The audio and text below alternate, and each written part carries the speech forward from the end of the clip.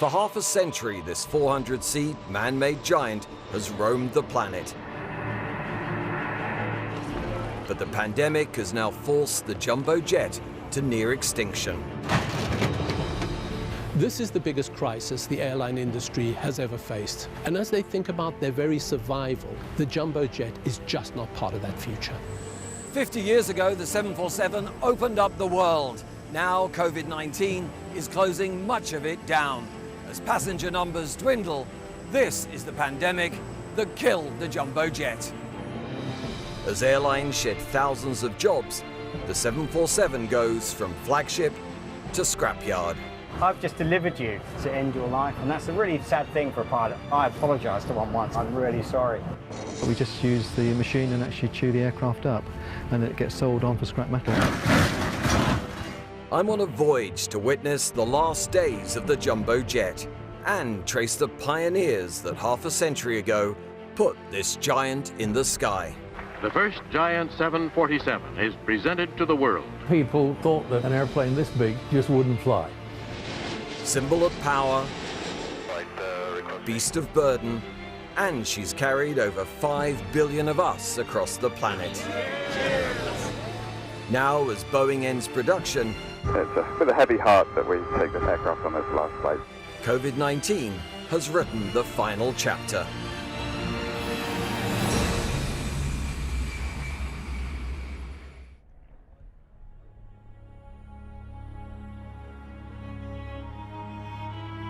The COVID-19 pandemic has decimated demand for air travel. Worldwide, these giants of aviation are parking up, many never to fly again. British Airways is scrapping its entire fleet of 31 747s. KLM, Virgin and Qantas also saying goodbye. COVID had a devastating impact on the aviation industry. We are not anticipating seeing particularly long-haul passenger demand return out to 2024, 25. There isn't enough demand to justify the use of a very large aircraft. Loyal operators of the 747 imagined their 747s having another few years before they went into a gracious, graceful retirement. Instead, they just had to stop them. That's it. Sydney, and a big farewell as the last Qantas 747 jumbo jet departs Australia for the breakers yard. On this bittersweet day, as we all suffer through this COVID crisis, on behalf of Australian people all over the country, many of whom have flown with you, Godspeed. On board, it's a 14-hour flight to its final resting place in America's Mojave Desert.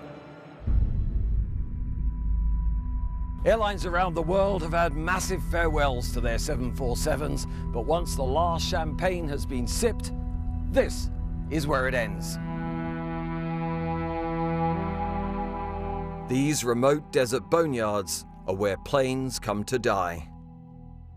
Analysts say COVID-19 has left world airlines with over 4,000 surplus aircraft. The oldest and largest are most vulnerable. Requesting descent to 13,000. From high above, Owen Zoop and the Qantas crew spot their 747's final resting place. Mojave is known for the place where aircraft go to die, and yet we arrived with this vital, living, breathing aeroplane. And so here you were taking this thing with a soul into a place where very nearby there were aircraft that had met their final end. Everyone took a turn at doing something, be it shutting down an engine or a switch or whatever, so that we all participated in putting her to bed.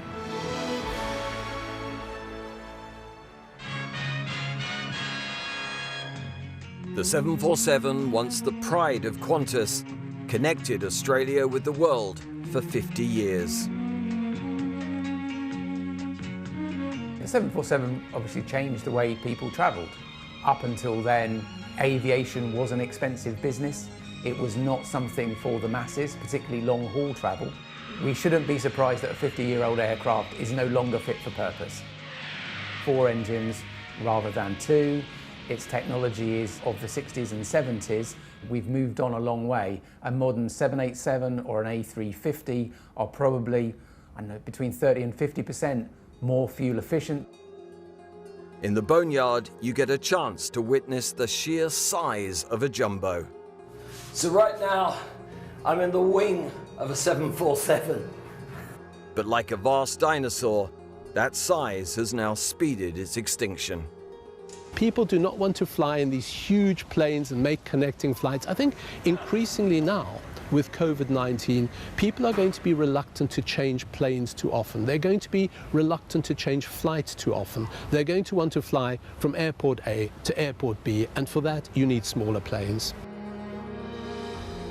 It's not just the 747 coming to an end. Production of its rival Airbus 380 also ends next year. On a cold winter day last January, Airbus unveiled this mighty double-decker for Japan's All Nippon Airways. With 550 seats, it's even bigger than Boeing's 747. It costs $445 million. But because of the pandemic, it's yet to carry a single paying passenger. The idea that you've bought an aircraft and it's parked up, not carrying passengers, really is the antithesis of business sense. It means you are losing money, both in the value of the product, but also in keeping it fit to fly. Some of those planes will come back into service. For the 747, in many cases, this is the end.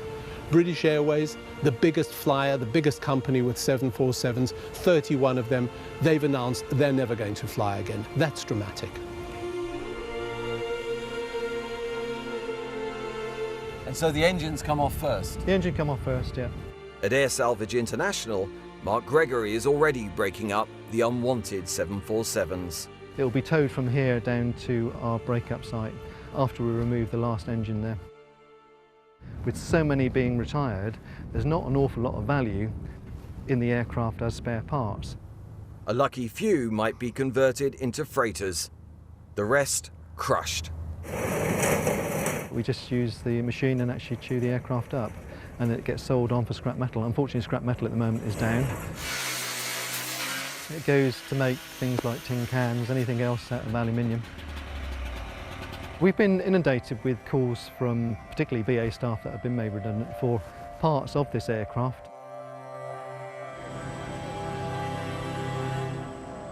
Back at London Heathrow, this 25-year-old 747 is about to make its very last journey. How's it feel saying goodbye? Oh, well, it is emotional. You know, I've flown these for 20 odd years now. It's just the scale of it is unbelievable. I remember first time I actually came to fly it and walked around it and thought, wow, this is incredible. How does it fly? Nearly 400 tons of it and it gets up in the air. Incredible. BA's India Victor Delta is checked and ready to go. Only memories fill her 345 empty seats.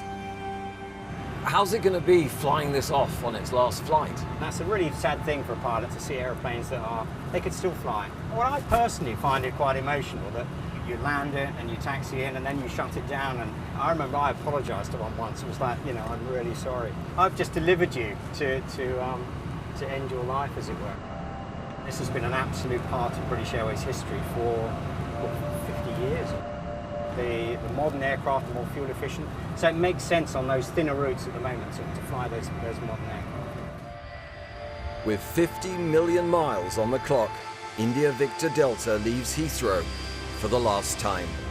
It's been a pleasure and a privilege on behalf of all pilots and crew to fly this aircraft. It's with a heavy heart that we take this aircraft on this last flight. Thank you very much.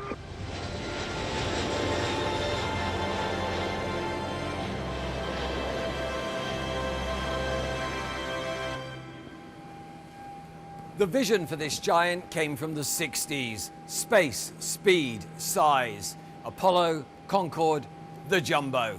Mankind seemed unstoppable. Before the COVID pandemic, I was lucky enough to meet some of the pioneers that built the very first 747.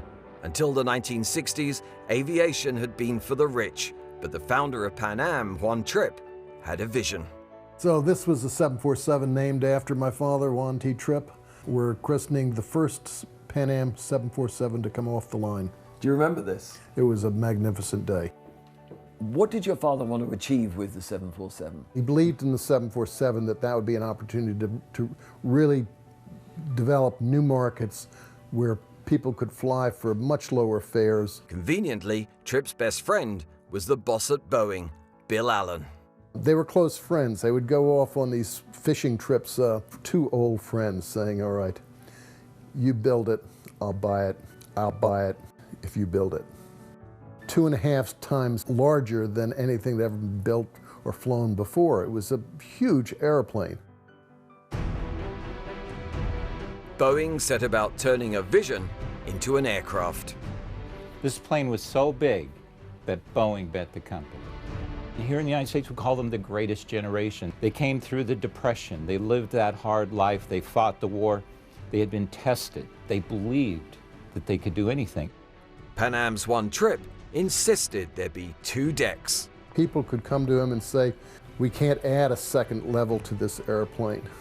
And he had this expression, well, don't you see?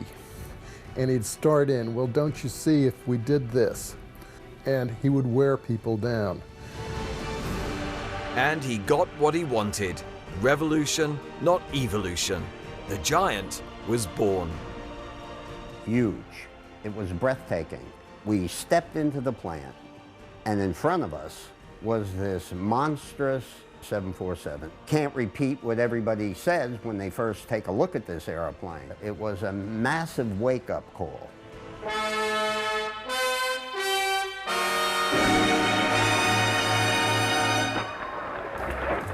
The first giant 747 is presented to the world. Dad was thrilled when the 747 was an actual reality. A world launch, but few knew it still couldn't fly.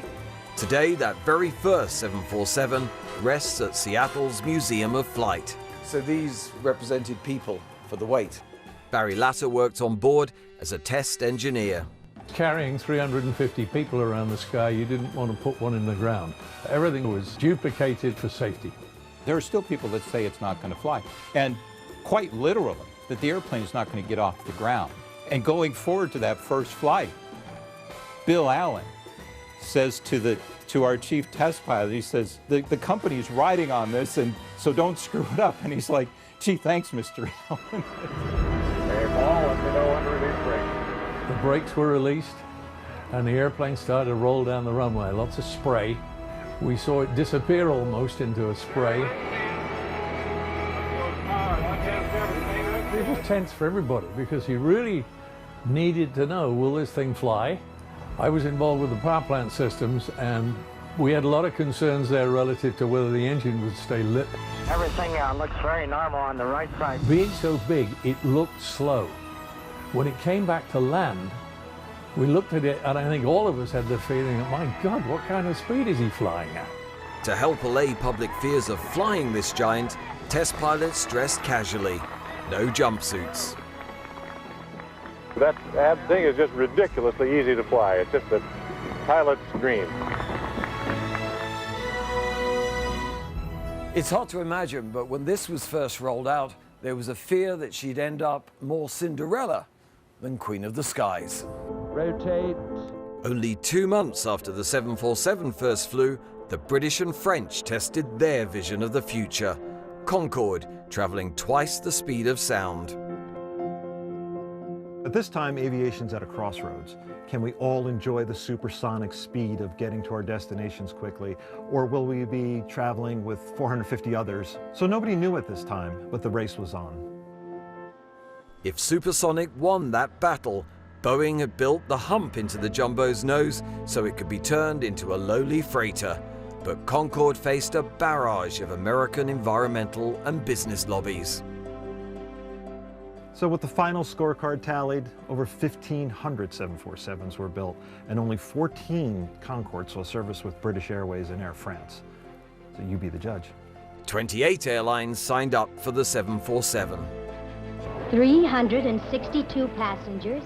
They'll need new airports to take care of these. Man, how are they ever going to get that thing in the air? And what to do with all those passengers. airports themselves can't as yet cope with huge numbers of passengers suddenly descending on them. And I remember as a crew walking step by step, looking up at that aircraft, and the closer we got, the bigger it got, and thinking, how are we going to do this? Seats as far as you could see. It was very frightening, as in, you know, to start that. Overwhelming. Yeah. Every country you went to, crowds standing watching it come in. As test flights and tours created jumbo mania, Britain's BOAC, later to become British Airways, sent their man Hugh Dibley to America to learn how to fly a jumbo. There were no simulators, just the real thing. I think about 10 of us on the flight deck watching this, and you have no idea for the first landing how high you are up on the ground. It really was like landing a block of flats. They thought they were landing when they were over the beginning of the runway. The wheels were still over the grass. Yes, it was very nice to be able to look down on the peasants and the mini jets below. As Hugh grappled with his flying block of flats, designers got to work on ocean liner style interiors in every color. The size and scope of this airplane allowed the size of people's imaginations to grow. The imaginations of the designers went wild, and it was not only upstairs, the lounge where they could do this, but they could go downstairs, this giant cargo hold, and turn that into a lounge area. And so you had these wonderful ideas like the Tiger Lounge, where you have the spiral staircase going down and these wild fabrics and mirrors and shag carpeting. It's a race for luxury that continues on big jets to this day. There were even new treats in economy. Movies were in and fares were down. Before the pandemic, we brought Hugh back to London's Heathrow with Al Bridger, British Airways' top 747 pilot. Slightly different than what you're used to. Well, this is a big change, of course. Yeah. Flatbed seats. So, this is where you want to come and see then, Hugh. Come and see the flight deck. Of course, it's all by screens, whereas we had clockwork instruments. It wasn't all clockwork. Boeing had installed space-age autopilot. It was used in the Apollo project. We would go down a corridor, and on the right would be all the Apollo astronauts. Those aircraft going, because they were taken to the moon. Yeah. And on the other side of the corridor would be the pictures of the jumbo, because it was the same system. Absolutely. But there's just something about it, isn't it? It's iconic, it's fabulous, and you have a real affinity to it, and a love for it. But it was Pan Am that 50 years ago made the world's first 747 passenger flight from New York to London. It certainly didn't go to plan. Before the pandemic, I traced one of the original crew to Norway. Amazing to meet you. So this is you on the first flight? Yes, just after landing in London, and me between the captains. Does it still fit? Yes. See it? But the glitz of the very first flight was tarnished by its giant new engines. Something happened for takeoff. One of the engines heated up. Some people said they had seen flames. Maybe they did, or imagined. But the captain decided to go back to the terminal. The world's press watched the world's biggest jet return. Disappointed? Well, sure. On the tarmac, Pan Am's Ron Marasco. There was a state of shock throughout the facility. This was our worst nightmare. Any sense of fear? No, I mean, they said something was burning and we got off. A man-made giant crossing the Atlantic. Cynics had heard that before. And there were people outside who were demonstrating that this had all the earmarks of the Titanic. Some people even went off the airplane and said, never again. They never came back. I think it was about 30 passengers who didn't want to go back. When we inspected the engine, there was molten metal in the tailpipe. Hidden away, the only other 747 was secretly swapped. We arrived at the hangar. The painters had just finished stenciling the name of the original departure aircraft, Clipper Young America. 7 hours late, paint still wet. They tried again. It was very, very, very quiet when it took off. Do you think people were nervous? So of course, it's always a new thing. So we decided to start serving champagne. And our purser told us, hey ladies, come on, keep serving champagne. They won't know, even if you're up in the air or on the ground. They landed safely. Today, those early engine problems might have grounded the fleet. Back then, the size of the 747 made better headlines than its glitches. Those became footnotes, frankly. At the end of the day, the plane was a huge success. 50 years on, and the US president still insists only a jumbo will do for Air Force One. Costing nearly $4 billion, Boeing's very last two passenger 747s will replace this 30-year-old one. If you're the President of the United States, you want to have the biggest and the baddest airplane on the block. This is it.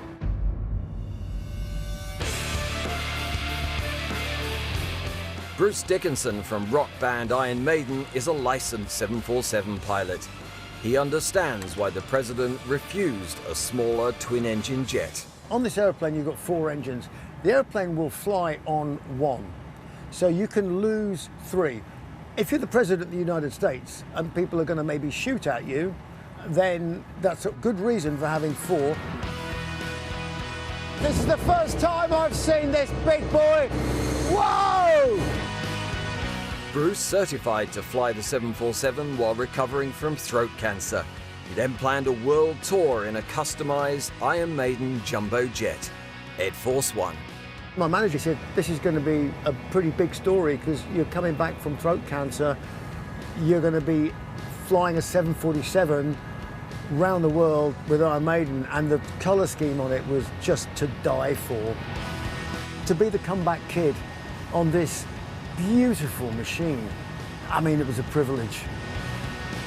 What a great feeling it is to fly one of these airplanes. You can't turn all of them into Coke cans. You do feel like you're in the queen of the skies.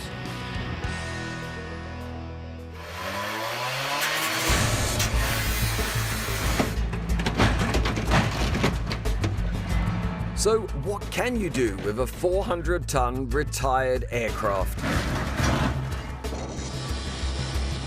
In America, Mert Balter tried selling an entire 747 on eBay for $300,000, but no buyer could get it out of the desert. So I don't look at it as a grave robbing as much anymore. Mert now carves them up for fans.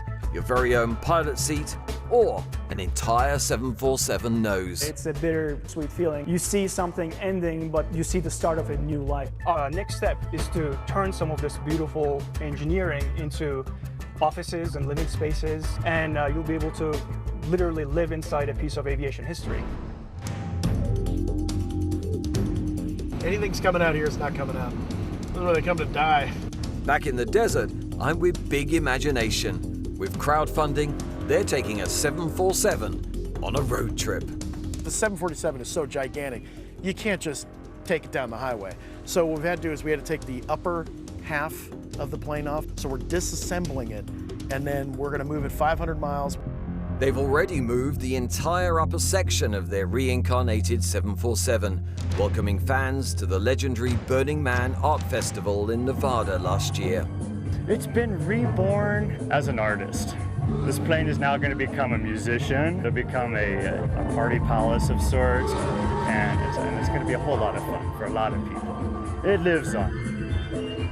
Sadly, project and festival are now on hold because of the pandemic. Over in Amsterdam, a lucky retired KLM 747 has been stripped down, repainted, and repositioned as a visitor center on the history of aviation. An epic story the 747 has starred in for 50 years. Double-decker aircraft, who'd have believed it? And you can see, my grandkids in years to come that I'll be saying, well, I flew a double-decker aircraft, because they won't believe it with all the modern aircraft that are single deck, so incredible. The 747, born alongside Concorde and Apollo, its long voyage finally brought to rest by the pandemic of 2020. Oh, I think one heart aches and one thinks back to the days that we had such great times, and it allowed so many people to fly all over the world.